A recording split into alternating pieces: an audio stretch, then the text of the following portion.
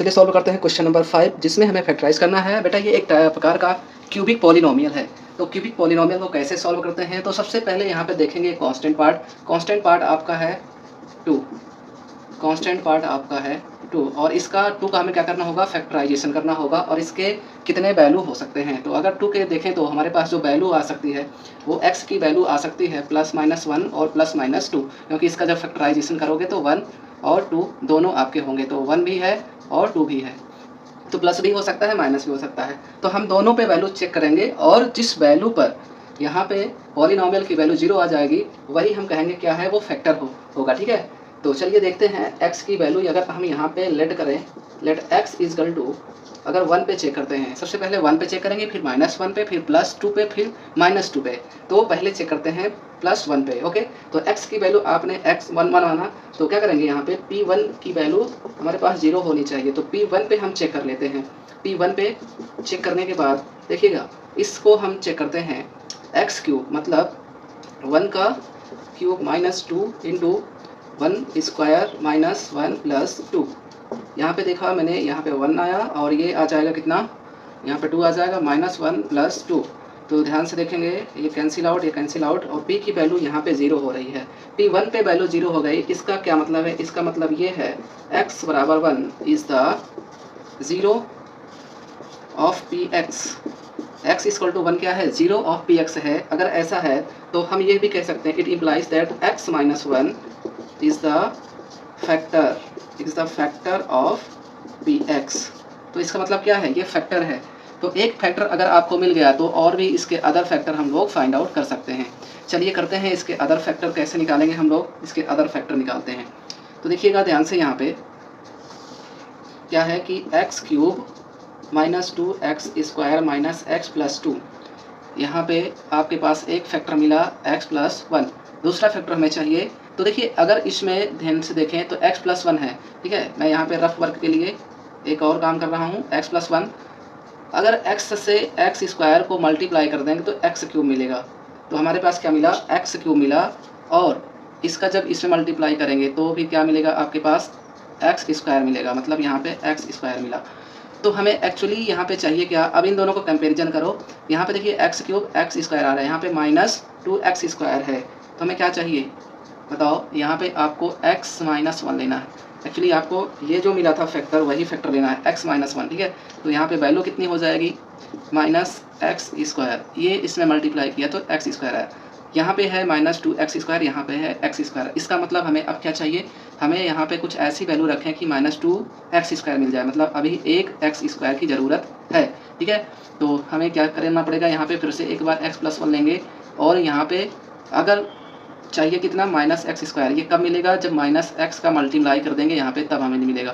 तो करते हैं, -x × x -x², फिर इसमें मल्टीप्लाई करेंगे, ये माइनस था तो माइनस माइनस प्लस हो जाएगा, तो ये +x आ गया। ठीक है, तो ये कितना आ गया, +x आ जाएगा, माइनस माइनस कितना हो जाएगा, +x हो जाएगा। तो एक्चुअली हमें चाहिए -x, यहाँ पे +x आ गया। तो आगे चेक करते हैं, देखिएगा +x आ गया, यहाँ पे हमें चाहिए -x। तो कैसे मिलेगा, अगर यहाँ पे -2x कर दें तब ये क्या हो जाएगा, -x हो जाएगा। तो एक बार x - 1 और लेना है, लेते हैं। तो करते हैं, यहाँ पे क्या आएगा, हमें चाहिए -2x चाहिए, तो किसका मल्टीप्लाई करना पड़ेगा, यहाँ पे -2 का मल्टीप्लाई कर देंगे तो -2x आ जाएगा, -2x आ जाएगा। देखिए -2x माइनस माइनस प्लस +2। अब देखो सेम टू सेम आपको मिल गया, x³ -x² और -x² कितना हो जाएगा, +2x² -2x², और ये प्लस माइनस माइनस, यहाँ पे कितना आया x, ये +2 है ही। तो एक्चुअली अब क्या करना है हमें, x - 1 x - 1 x - 1 तीनों को क्या करना है, कॉमन ले लेना है। बचेगा क्या, दूसरे ब्रैकेट में आपका x² बचेगा, -x बचेगा, और यहाँ पे -2 बचेगा। तो यही आपका क्या है, राइट आंसर है। तो इसे आप नोट करेंगे।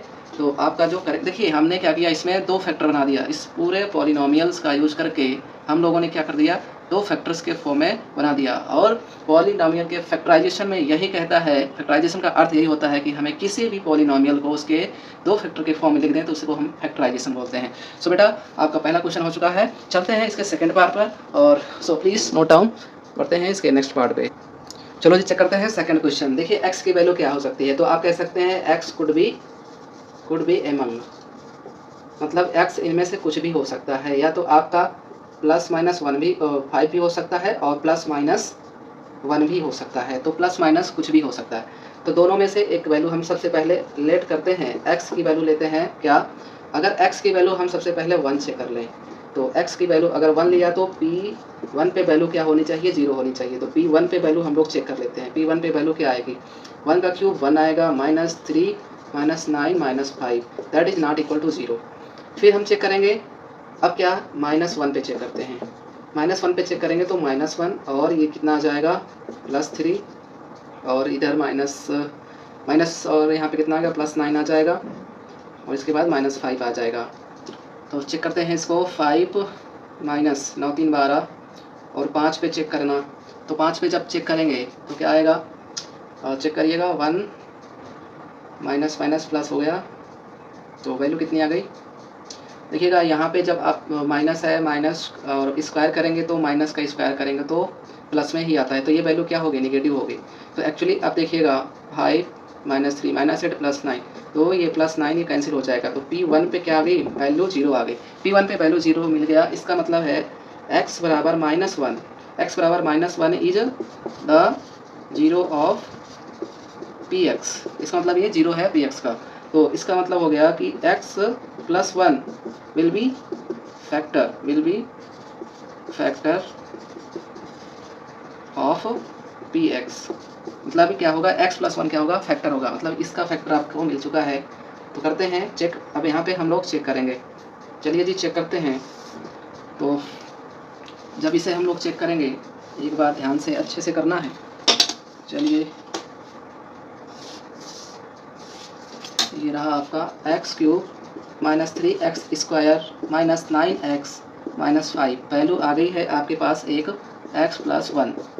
x + 1 हमें चाहिए क्या, x³ चाहिए, मतलब x का स्क्वायर किया तो यहाँ पे x³ प्लस क्या आएगा, फिर से आपके पास x² आ गया, लेकिन हमें चाहिए -3x²।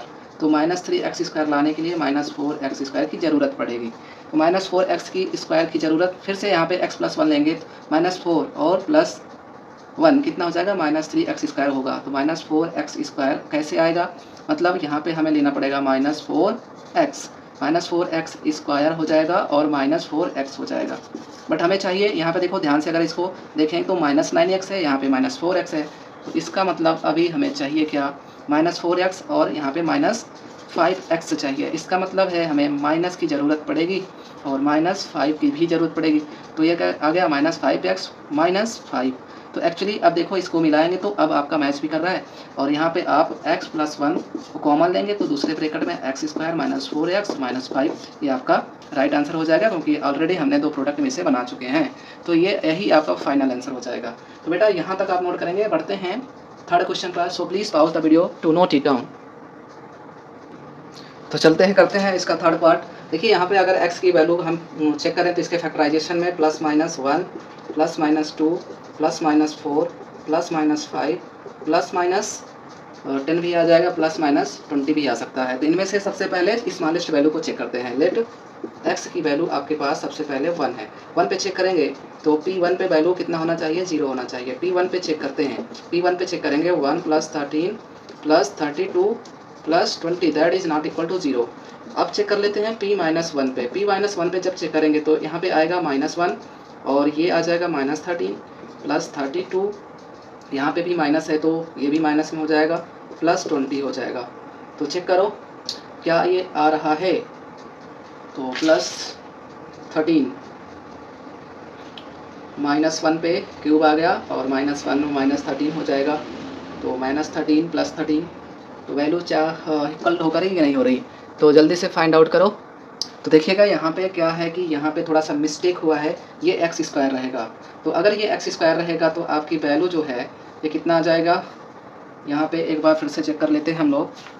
चलो जी 1 पे चेक करते हैं, 1 पे वैल्यू कितना आएगा। 1 पे जब वैल्यू आप चेक करेंगे तो 1 पे तो आपका सेम आएगा क्योंकि पॉजिटिव है, तो 1 पे वैल्यू इधर 1 आ जाएगी, ये 13 आ जाएगा और ये 32 ही रहेगा, ये 20 रहेगा। तो that is not equal to 0, कुछ भी आए 0 के बराबर नहीं रहेगा। बट अगर -1 पे चेक करते हैं तो -1 का क्यूब -1 और x² मतलब ये प्लस में ही रहेगा, प्लस 32, अगर -1 की वैल्यू रखेंगे तो कितना आ जाएगा, -32 हो जाएगा, प्लस 20 प्लस 10 30 33 और -1 32, ये पूरा कैंसिल आउट हो जाएगा। तो p -1 पे वैल्यू 0 आ गई। तो इसका मतलब है कि e -1 पे वैल्यू अगर 0 है तो x -1 is the 0 of px, और 0 ऑफ px है, इसका मतलब है कि हमारे पास वैल्यू क्या हो गई, 0 of px, x+1 is the factor of px। तो x+1 क्या होगा, फैक्टर होगा, और जब x+1 फैक्टर होगा तो हम आसानी से अब इसके अदर फैक्टर भी निकाल सकते हैं। हमें एक फैक्टर मिल गया तो इसके अदर फैक्टर भी निकाल सकते हैं। चलिए करते हैं। x³ + 13x² + 32x + 20, यहाँ पे पहला लेते हैं एक फैक्टर x+1। x+1 में चाहिए हमें x का स्क्वायर का मल्टीप्लिकेशन, तो बनेगा कितना, x³ + x²। चाहिए हमें 13x², बट यहाँ पे एक x², मतलब अभी 12x की ज़रूरत पड़ेगी। यहाँ पे जब 12x करेंगे प्लस 12x, तो 12 का मल्टीप्लिकेशन करेंगे तो हो जाएगा काम।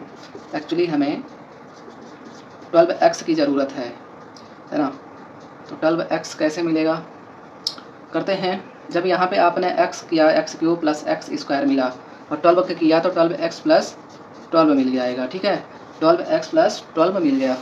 तो देखिएगा आगे करते हैं हम लोग। यहाँ पे 12x मिला, और अब क्या चाहिए हमें, x+1 एक बार और लेते हैं। अभी तो यहाँ पे 20 है, यहाँ पे क्या है, 12 है, ठीक है, तो ये 12x हुआ, ओके। तो ये 12x + 12 आया है। तो करते हैं 12x प्लस आगे, चलो जी देखते हैं। यहाँ पे हमें क्या, यहाँ पे 12x² था, तो यहाँ पे x² ही था, तो हमें 12x² की ज़रूरत पड़ी, मतलब यहाँ पे आपको एक x की और ज़रूरत है। तो 12x² + 12x, ये बन गया 12x, ठीक है।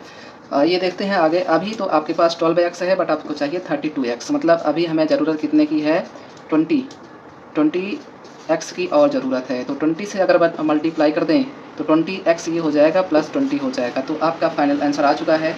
x+1 को ले लेंगे बाहर, और ये बन जाएगा x² + 12x, और ये बचा कितना, 20। तो दो फैक्टर ऑलरेडी निकल आए हैं, तो यही दोनों क्या हो जाएंगे, आपके राइट आंसर हो जाएंगे। बढ़ते हैं इसके लास्ट पार्ट पर।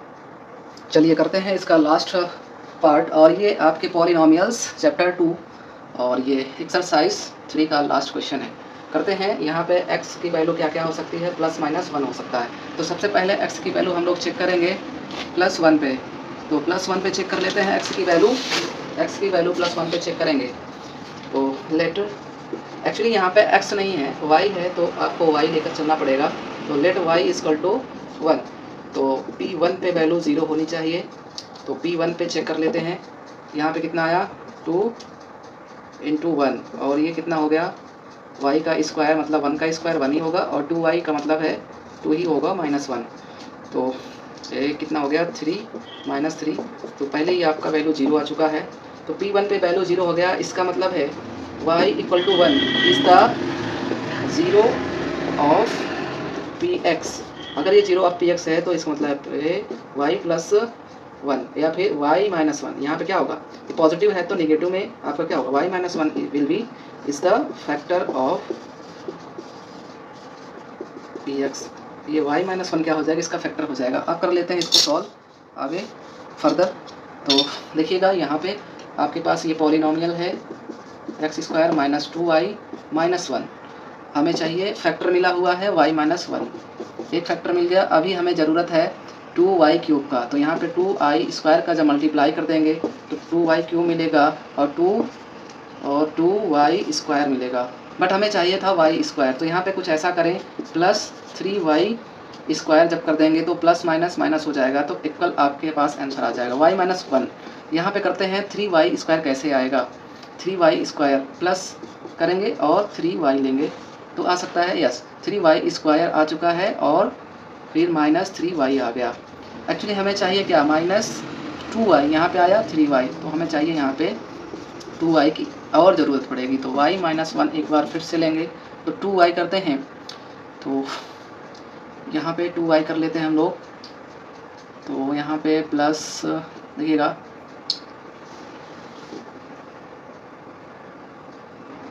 तो देखिएगा ध्यान से, यहाँ पे आपको चाहिए कितना, -2y चाहिए, तो यहाँ पे क्या था -3y। -3y में हम क्या घटाएंगे तो आपको -2y मिल जाए, तो मतलब यहाँ पे +y की ज़रूरत पड़ेगी। +y तब मिलेगा जब यहाँ पे +1 का मल्टीप्लाई करेंगे, तो +1 का मल्टीप्लाई किया तो +y आ गया, और इधर प्लस माइनस माइनस, तो यहाँ पे -1 आ गया। अब देखिए सेटिस्फाइड हो गई वैल्यू, देखिएगा ध्यान से, प्लस माइनस माइनस मतलब +y² plus minus minus -2y और -1। देखिए ध्यान से, ये दोनों मैच कर रहे हैं। ये तो सिर्फ और सिर्फ रफ वर्क के लिए करते हैं, इसको आप मिटा सकते हैं, इसकी कोई ज़रूरत नहीं है।